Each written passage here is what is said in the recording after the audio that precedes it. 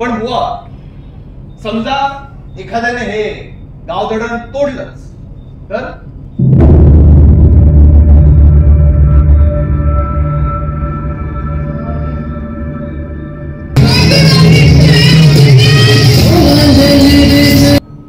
खूप आठवण येतात रे पप्पांची.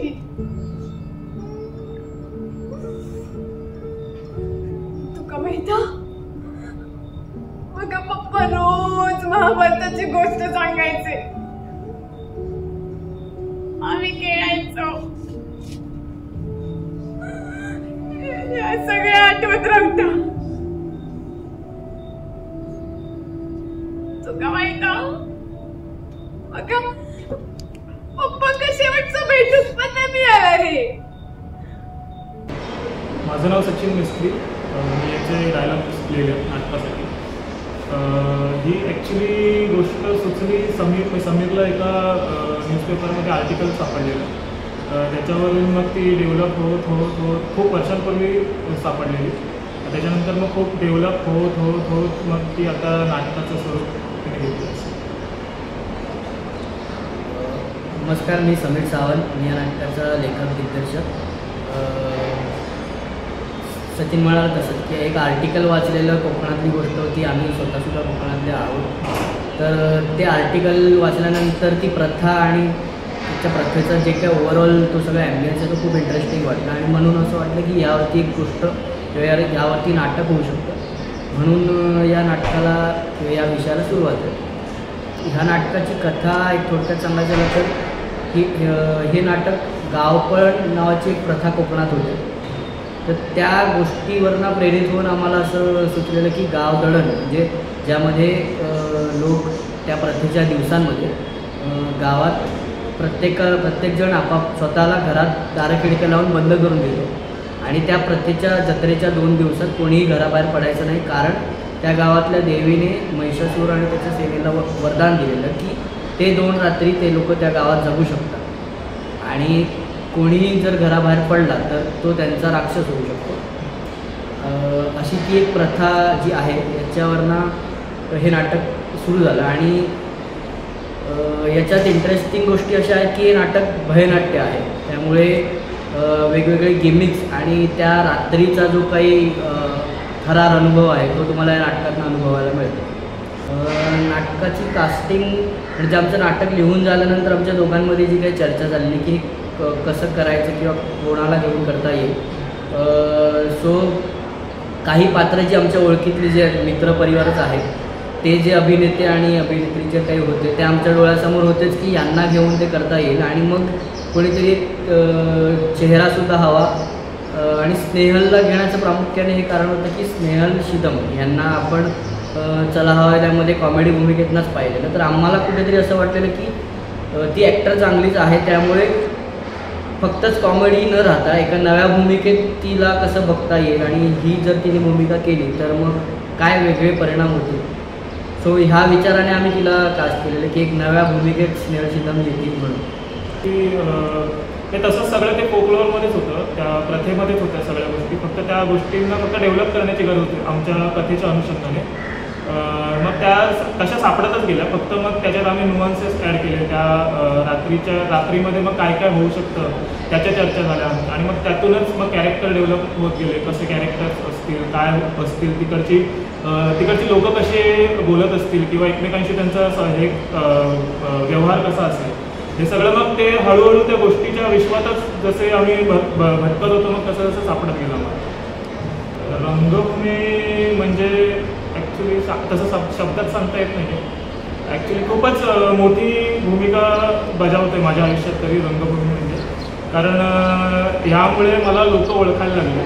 जी काय थोडीफार लोक ओळखतात ती ह्यामुळेच ओळखतात. आणि मुळात महत्त्वाचं म्हणजे मला जो काही कॉन्फिडन्स आयुष्यात हवा होता तो थोडाफार का होईना मी जो आधी जसा होतो त्याच्यापेक्षा काही पटीने वेगळा आहे आता.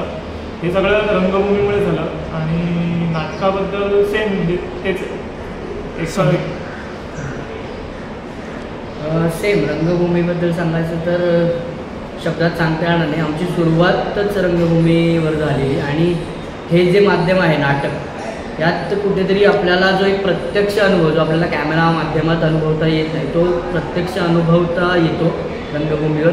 आणि म्हणून कुठेतरी या विषयाला घेऊन आम्हाला वाटलेलं की हे नाटक जर प्रेक्षकांनी रंगभूमीवर प्रत्यक्ष अनुभवलं तर त्यांच्यासाठी तो एक वेगळा आणि खूपच काय म्हणता येईल प्रचंड अनुभव असेल की हे थरार प्रत्यक्ष अनुभवायला मिळेल.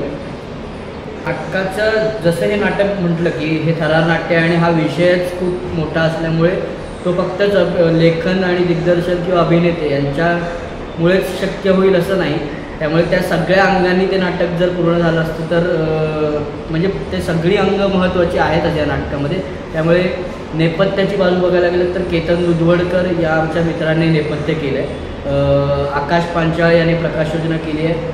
संकल्प झोरे याने संगीत केलं आहे. आणि हे या जशा बाजू महत्त्वाच्या आहेत तसंच बॅकस्टेज हे सुद्धा या नाटकाला महत्त्वाचं आहे. कारण ती टीम नसेल तर ह्या नाटकात होणारे जे काही गिमिक्स जो काय आपल्याला अनुभव मिळणार आहे थरार नाटकाचा तो शक्य नाही आहे. त्यामुळे ती बॅकस्टेज टीम ही अभिनेत्यांसारखीच महत्त्वाची आहे या नाटकात. मगाशी सांगितल्याप्रमाणे कास्टिंग करताना आमच्या डोक्यात जे काही मित्रपरिवारच होता की हे मित्र अभिनय करताना हवे अभिनेता अभिनेत्री म्हणून. तसं आम्ही दोघं साठे हे महाविद्यालयाचे विद्यार्थी आहोत. आम्ही एकत्रच रंगभूमीवरती सुरुवात केली नाटक आणि करायला. आणि आमचे जे काही अभिनेते किंवा जे काही ओव्हरऑल आमची नाटकाची टीम आहे ती तशीच वेगवेगळ्या कॉलेजेसची जसं बरेच आमचे अभिनेते जे आहेत हे MD महाविद्यालयाचे आहेत. स्नेहल कीर्ती महाविद्यालयाची. सो असे आम्ही एकत्र जेव्हा रंगभूमीवरती एकांकिका करत असताना सुरुवात केलेली तेव्हा आम्ही एकत्र कॉम्पिटिटर होतो आणि तेच कॉम्पिटिटर आता एकत्र येऊन आम्ही नाटक करतो. नाटकात एक गाणं आहे त्या गाण्याबद्दल सांगायचं झालं तर ते जे काही नाटकाचा जो काही ओव्हरऑल जो काही प्रिमाईस आहे आणि त्या प्रिमाईसचा जो अनुभव घ्यायचा असेल आणि पुन्हा मनोरंजन हे जे आपलं माध्यमातलं एक गरजेचं भाग आहे मनोरंजन. त्या मनोरंजनासाठी आणि त्या नाटकाची गरज म्हणून जो इम्पॅक्ट म्हणून एक गाणं जे आहे नाटकाचं जे आमच्या नाटकाचं टायटल सॉन्ग आहे ते संकल्प झोरेने मी त्याचं संगीत केलं आहे आणि प्रतीक चौधरीने ते गाणं लिहिलं आहे. तर ते सुद्धा अनुभवा तुम्ही त्यातही वेगळी मजा आहे. सर्वात पहिलं तर राजमुद्रा या चॅनलचे मी आभार मानतो की त्यांनी आम्हाला ही संधी दिली इथे बोलण्याची. आणि प्रेक्षकांना मी असं आवाहन करेन की हे नव्या पिढीने नव्या मुलांनी नव्या जनरेशननी केलेलं नाटक आहे. आणि हा जो काही या नाटकातला जो काही विषय आणि जो काही संदेश आम्ही देण्याचा प्रयत्न करतो आहे आणि जो काही अनुभव तुम्हाला देण्याचा प्रयत्न करतो आहे तो तुम्ही नक्की जवळच्या थिएटरला येऊन तुम्ही जिथे नाटकाचा प्रयोग लागेल तिथे येऊन नक्की बघावा. कारण मी तुम्हाला आव्हान करतो आणि मी तुम्हाला खात्री देतो की तुम्ही जे काही तिकीट काढून ह्या नाटकाचा अनुभव घ्यायला याल तो तुम्हाला पुरेपूर आस्वाद देईल हे नाटक. त्यासाठी तुम्ही नक्कीच या. धन्यवाद. विज्ञान शोध घेत आहे पण पुढच्या काही वर्षात आम्ही तुमच्या या अशा प्रश्नांची उत्तरं सुद्धा देऊच. म्हणजे तुम्ही सुद्धा एका विश्वासावर अवलंबून आहात. बरोबर. म्हणजे यांचा विश्वास काय तो करवणे आमची श्रद्धांजली. ही मोठी माणसं ना अशीच करतात. अगं मी पण किती वेळा विचारून बघितलं पण काही सांगतच नाही.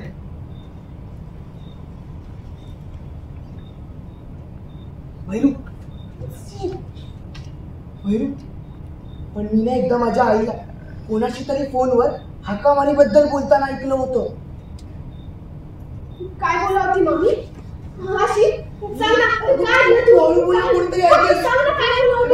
तुम्हाला प्रॉमिस करतोय कोणाला सांगणार नक्की.